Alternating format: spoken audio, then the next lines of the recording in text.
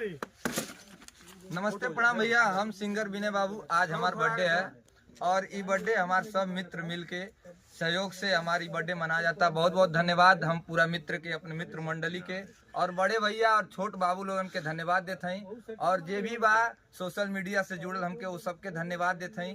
और अगर आप सोशल मीडिया से और ऑफलाइन अगर आप लोग ऐसा प्यार और दुलार बनावल जाए तो और ग्रैंड लेवल पे हमारा बर्थडे मनी।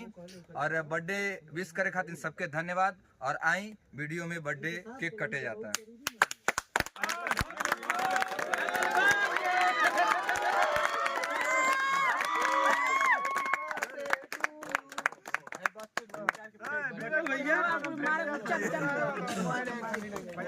भाई आएगा, ठीक है होगा।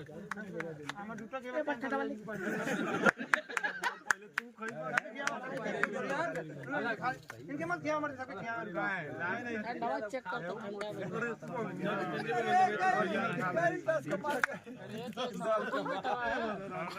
जाके लो। मैं तो कौन फोटो ले बेल्टे वाला व्यवस्था नहीं बढ़िया है।